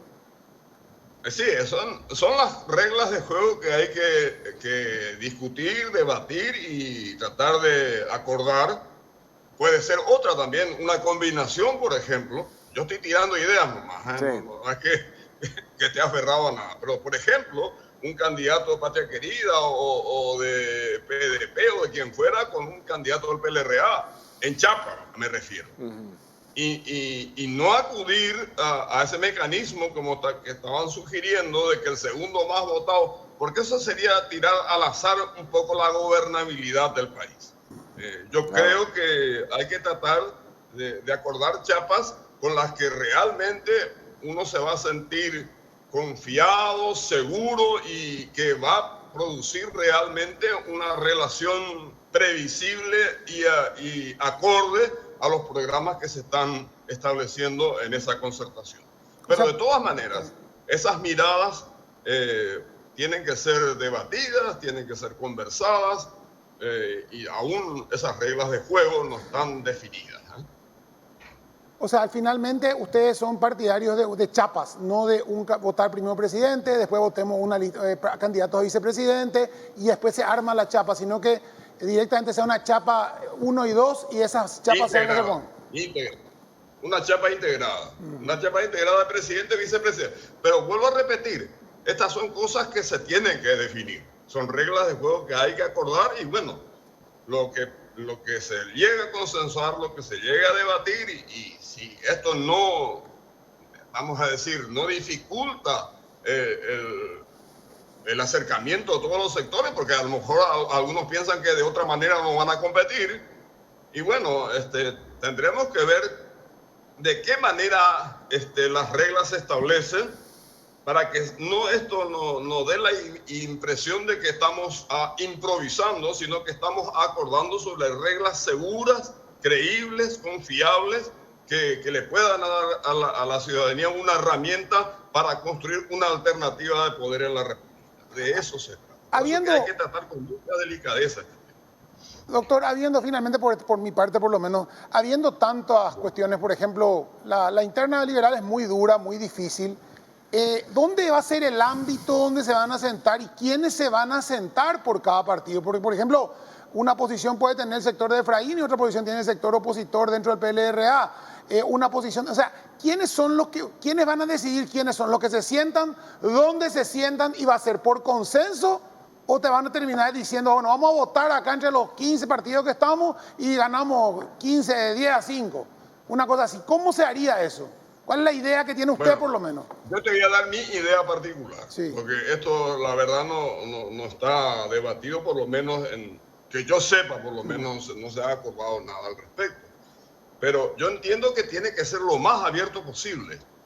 ¿Qué quiere decir esto? Que si hay dos candidatos en Patria Querida, supongamos que existiese, o hay uno en este momento que es Sebastián Villarejo, pero mañana si se le ocurre, por ejemplo, a Juan Pérez, para no poner un nombre preciso, candidatarse, yo soy de la idea de que tiene que participar. Y si PLRA va a tener 2 o 3 candidaturas, también deberían participar todas y competir. Pero estas son cosas que, vuelvo a repetir, yo lo digo desde mi perspectiva, desde lo que yo creo para una mayor apertura democrática y republicana, pero finalmente esto se decide en un grupo donde hay que acordar no las posiciones radicalizadas y fanáticas, sino con la mayor posibilidad, vuelvo a repetir, de construir desde el vamos un proyecto que sea creíble y confiable. Si entramos en este tipo de discordancias, es muy difícil que el proyecto avance, ¿no? Pero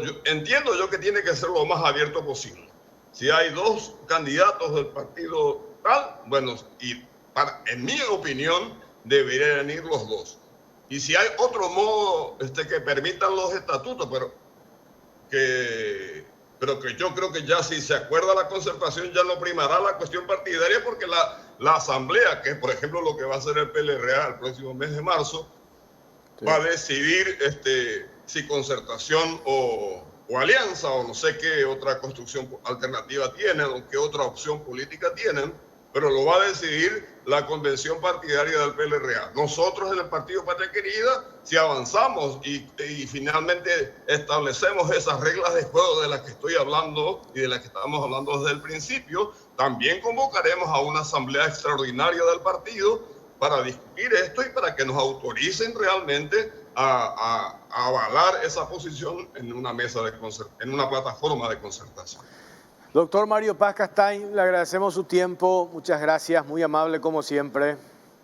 No, por favor, a las órdenes, a la disposición y un gusto compartir con ustedes. Y me dio más gusto porque vi que se anuló algo de libertad. Gracias, doctor. Muchas gracias. Hasta luego, hasta luego.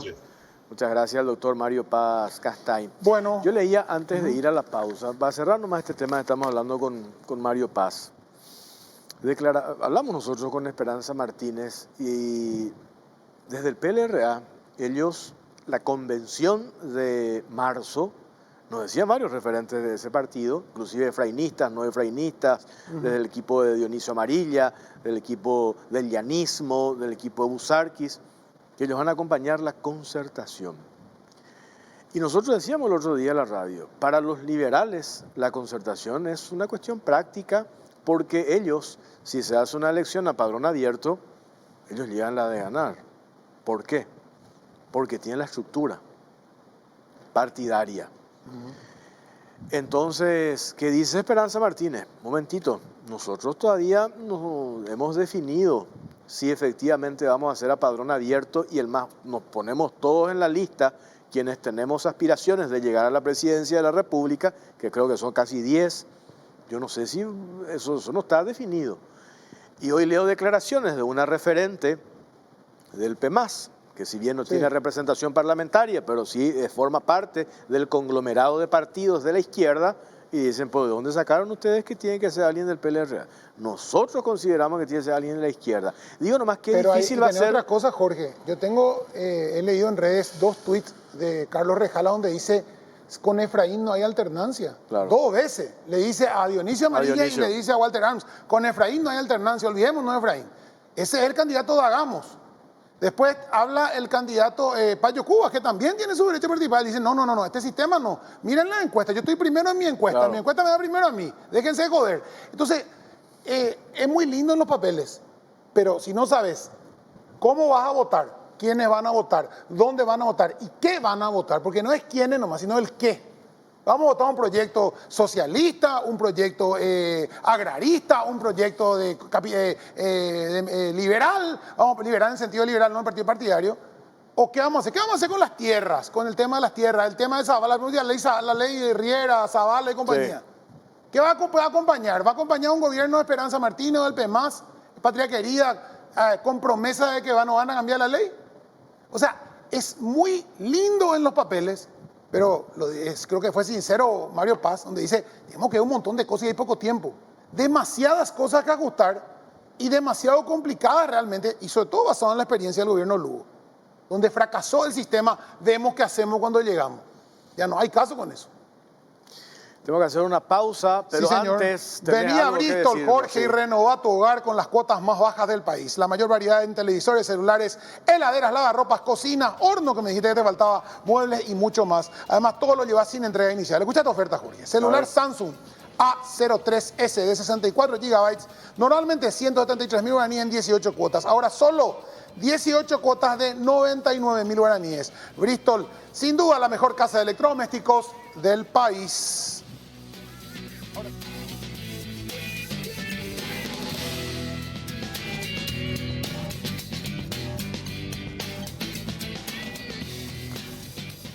Seguimos en Cara o Cruz, último tema que vamos a compartir esta noche. Hemos visto en los últimos meses y semanas incluso cómo han aumentado casos de denuncias de licitaciones amañadas, en donde en el Instituto de Previsión Social, IPS Administración del doctor Vicente Bataglia, en obras, en limpieza, en cuestiones que hacen en compras de aires acondicionados, el otro día... Camineros, jardinería, que vamos a ampliar el martes eso en la caja negra. Y mientras todo eso pasa, en el Instituto de Previsión Social se ha creado incluso en redes sociales información precisa sobre el IPS, donde van aportando datos, van revelando situaciones que hacen de vuelta, nos muestran, y tiene que ver con esto que nosotros mencionábamos, el botín más preciado hoy del oficialismo. No quisiste poner la caja negra del oficialismo, no quise te poner, gustó, pero es la caja negra del oficialismo. Del oficialismo. Y sobre eso queremos hablar con el arquitecto, estuvo muchos años en el Instituto de Previsión Social, el arquitecto Gustavo Masi, quien sabe mucho también sobre este tema, estuvo... denunciando siempre. Denunció siempre y estuvo creo que en dos administraciones diferentes. ¿Qué tal el arquitecto Gustavo Masi? ¿Cómo te va? Buenas noches. ¿Qué tal? ¿Cómo están? Jorge, Pipo, ¿cómo andan? ¿Cómo definís esto que está pasando hoy? Ya hablamos la semana pasada contigo, estábamos sorprendidos, hay una intervención, me decían, de la Contraloría, de la Dirección Nacional de Contrataciones Públicas por una denuncia en relación a manejos poco claros, el rubro destinado o el monto destinado para obras, mantenimiento en el Instituto de Previsión Social. ¿Cómo definís lo que hoy estás leyendo? ¿Te pasan datos? Porque yo sé que tenés todavía contactos que están dentro del IPS y que te aportan, preocupados y desesperados, mucha información en el IPS. ¿Cómo tomás eso y cómo ves y cómo analizás esto, arquitecto? Y realmente muy preocupado porque, como siempre digo, la próxima administración que llegue al IPS va a tener que refundar el IPS. Porque estas dos últimas administraciones, tanto la de Buvetich como la de Bataglia, han cometido muchas irregularidades que es cuestión de entrar a investigar y es de público conocimiento, porque se han adjudicado contratos en forma, vamos a decir, no sé si decir en forma irregular, pero hoy el IPS, por ejemplo, está demandado en una de las licitaciones que había adjudicado la administración de Buvetich, que es el caso del tema del software. Hoy están llevando a tambor batiente esta licitación de mantenimiento, que realmente hay que hilar muy fino y analizar muy bien los rubros que se van a hacer, si es que son de mantenimiento, porque ellos están haciendo obras con el rubro que tiene que ser de mantenimiento. Cuidado con eso. Es muy peligroso. Y sobre todo hay que ver cuáles son los hospitales que necesitan el mantenimiento. Hay que hacer un estudio profundo. Sinceramente no es fácil, porque yo les pasé a ustedes los montos que yo manejé en mi época de mantenimiento y no llegan a estos montos. Cuidado. Y hemos hecho mucho trabajo de mantenimiento en todo el país, en casi todas las instituciones, como así también hemos arreglado más de 37 servicios dentro del Hospital Central y lo hemos dejado a nuevo. Realmente me preocupa la situación del IPS, me preocupa la situación de muchos compañeros que están ahí y que se les obliga, porque esa es la palabra, se les obliga a sacar llamados a licitación a tambor batiente. Eso es muy peligroso. Por eso es que realmente yo creo que la Contraloría también tendría que entrar un poco a analizar la gestión de estas personas. Arquitecto, cuando se manejan estos montos así siderales de obras y de adquisiciones y servicios y compañía, montos monstruosos, ¿verdad? Y por otro lado vemos las necesidades que no se cubren de los asegurados y por otro lado un préstamo que pide el presidente de IPS de 250.000 millones de manera urgente al gobierno central. O sea, ¿cómo se entiende? Para el que está viendo en su casa, dice, no tengo un peso, estoy pidiendo prestado 250.000 millones, pero por otro lado estoy rifando casi 5 veces eso y otra vez no estoy dando los servicios que tengo que dar. O sea, es un nivel de descontrol que nunca se vio. Vos sabés que coincido contigo, totalmente de acuerdo. Yo cuando leí en los medios la solicitud que hizo el IPS de 250.000 millones, ahí vino mi pregunta, ¿cómo van a devolver? Porque ahí hoy bajó brutalmente la recaudación de los aportantes. Entonces, ¿cómo van a devolver? ¿En qué tiempo? ¿Y cuál es la forma? Esa es la pregunta que tenemos que hacernos. Y sobre todo, si ustedes se fijan, porque las denuncias todos los días son de los asegurados, porque no hay medicamentos, la atención no se consigue. Yo les cuento algo, hay una licitación de 767.000 millones para llamado de medicamentos oncológicos. Yo me pregunto, ¿qué hicieron todos estos años? ¿O por qué no se fueron comprando de acuerdo a un programa de inversión como siempre se hizo?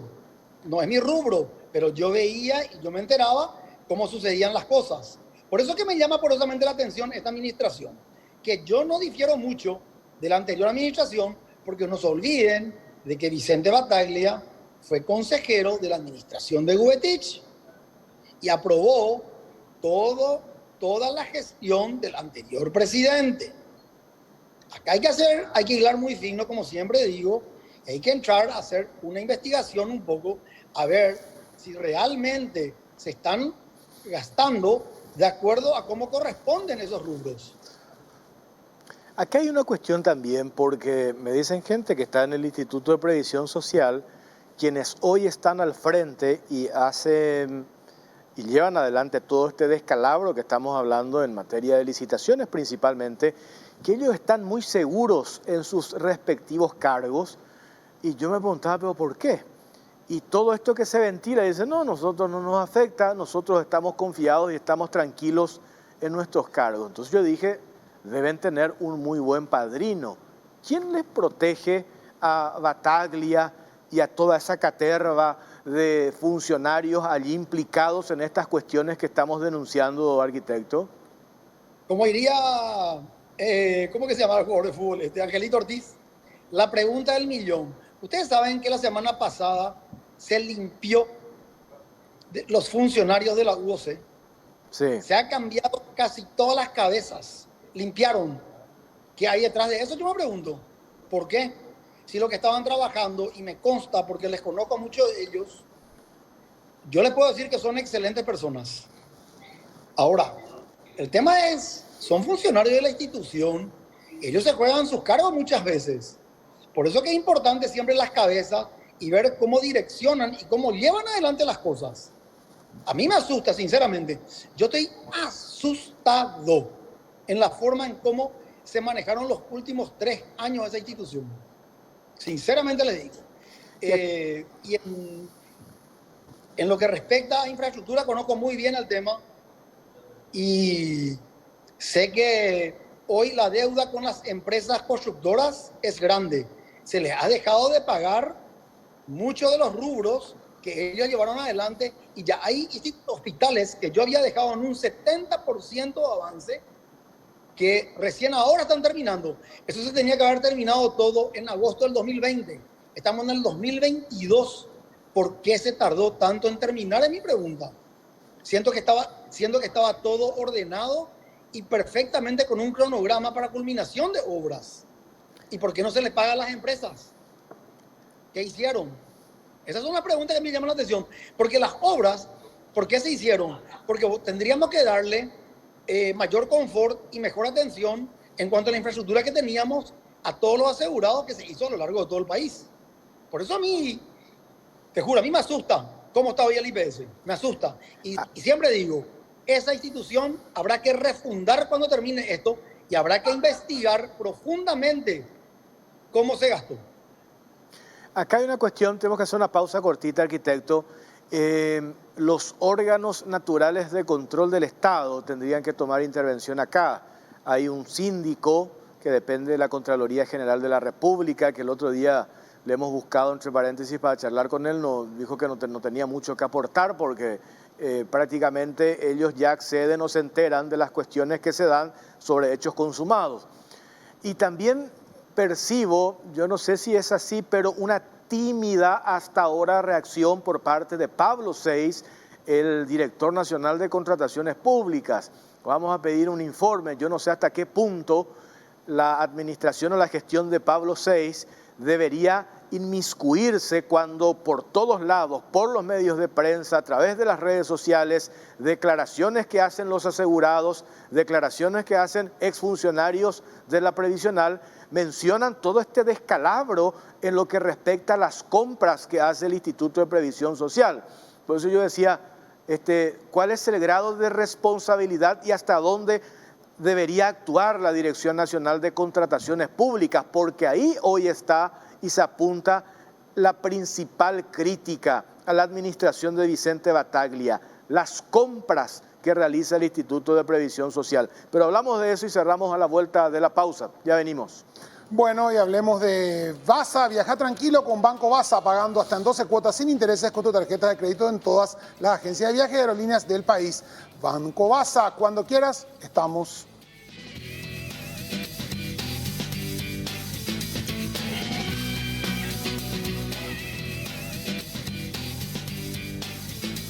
Bueno, último bloque, Caro Cruz. Arquitecto Gustavo Massi, ¿seguís ahí? Sigo. No, yo te decía, órganos naturales de control del Estado. Acá, por supuesto, con todas estas evidencias y esto que saltan a la luz, yo decía, como mínimo, Contrataciones debe pronunciarse. Supongo que la Contraloría también. Y habría que ver cómo avanza esto para que también tome intervención el Ministerio Público, ¿o no?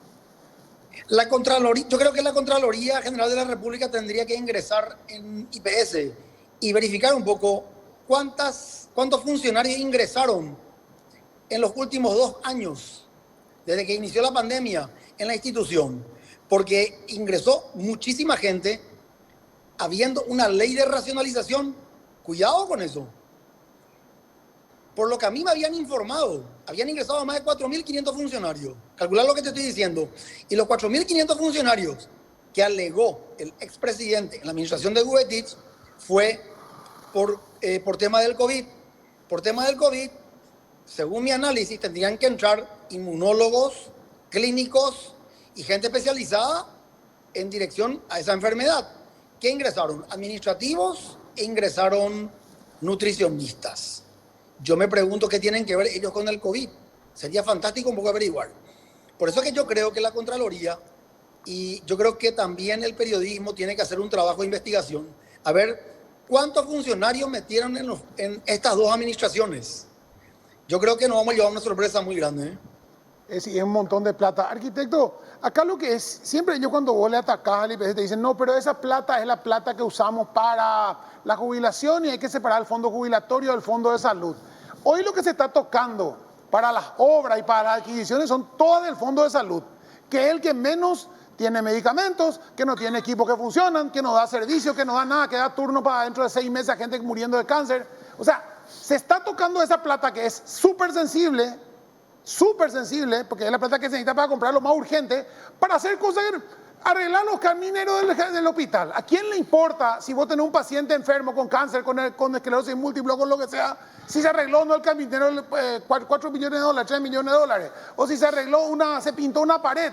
O sea, la lógica nos dice que obviamente no van a ir donde, ellos no están yendo donde está la urgencia, sino donde está la plata, donde está el negocio, donde están los grandes márgenes. Bueno, fíjate, ellos, en mi época se hizo un fideicomiso que todavía hay, justamente para el tema de obras, de tal forma que se iba a ir devolviendo con el fondo, justamente como manifestaste vos, de salud.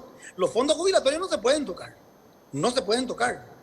Y ahí hubieron temas, y ahí hay que ser muy exacto en la información, y sobre todo, vos te imaginas, hubo un aumento a los jubilados con un informe negativo de actuarial que, como siempre digo, yo no digo que no les corresponda, pero para que les corresponda te tiene que venir un informe actuarial positivo, no negativo.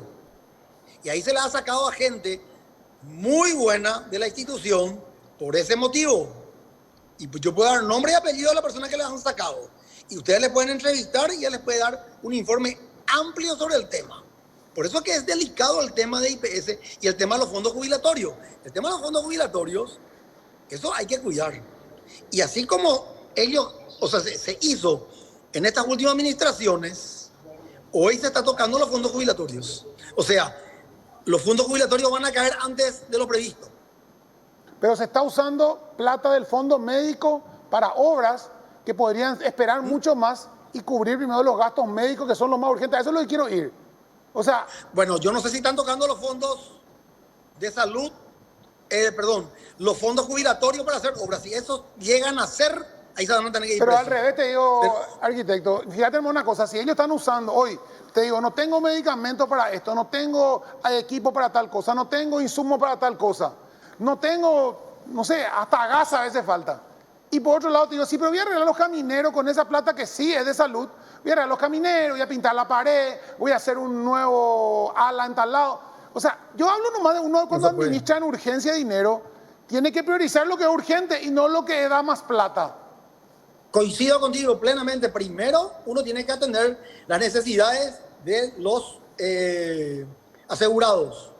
Después nos vamos a ver cuáles son las necesidades urgentes de la infraestructura de la institución. Pero primero son los asegurados. Así como está diciendo. Categórico. Acá hay cosas que, te digo, que llaman poderosamente la atención. A mí me llaman poderosamente la atención. Bueno, arquitecto, le agradecemos estos datos, su tiempo. Vamos a seguir en contacto, muy amable. A las órdenes. Hasta luego, el arquitecto Gustavo Massi, relación a esto que pasa en el Instituto de Previsión Social. Esto todos los días, vos sabés. Esto debería ser titulares de todos los medios de comunicación de este país todos los días, en vez de las estupideces que estamos viendo. Y estos deberían ser los temas que están, o sea, personas que no tienen acceso a medicamentos, a tratamiento, a nada, que están muriéndose, porque unos ladrones, no hay otra opción. Son ladrones que se están robando la plata de los medicamentos de nuestros enfermos. O sea, directamente, y a nadie le importa, o está en página central, o está chiquitito acá, o está allá, a nadie le importa. El otro día le enviamos a un cronista nuestro de Radio 1 a IPS Ingavi.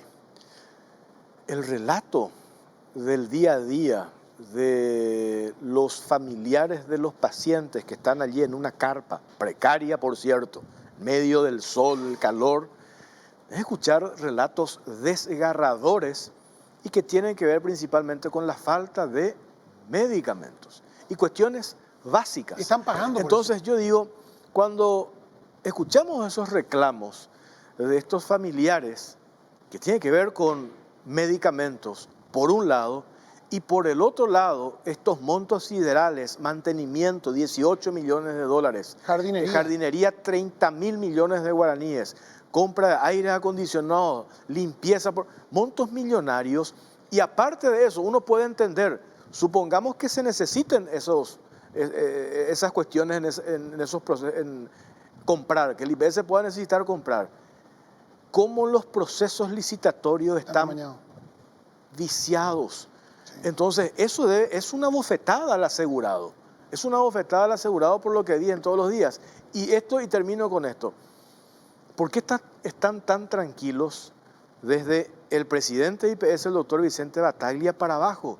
Entonces yo decía, ¿quién los respalda? Tienen un padrino político demasiado fuerte que ellos dicen, nosotros vamos a hacer acá lo que queremos, no nos toca a nadie, no nos importan las denuncias, las publicaciones, lo que dicen los asegurados, pues nosotros vamos a seguir acá porque tenemos un muy buen padrino. Tenemos una idea de quién es el padrino o la madrina. La madrina que opera a través del padrino, pues si es Lilian Samaniego la madrina y el que la protege a Lilian Samaniego, Hugo Velázquez, están recaudando para la campaña, que es un secreto a voces, que todos sabemos, entonces ¿cuál es el problema en decirlo? Lo que acaba de pasar es que si Dios quiere y permite que no sea Hugo Velázquez el próximo presidente de la República y sea otro, terminen esta gente con sus huesos en la cárcel donde corresponde, por todas las muertes que están causando. Ya causaron más de 10.000 muertos de más en pandemia por ladrones. Y ahora están causando muertos todos los días en IPS por ladrones. Simplemente eso. Nos reencontramos, si Dios quiere, el próximo domingo en otro capítulo de Cara o Cruz. Gracias por acompañarnos. Buenas noches. Buenas noches.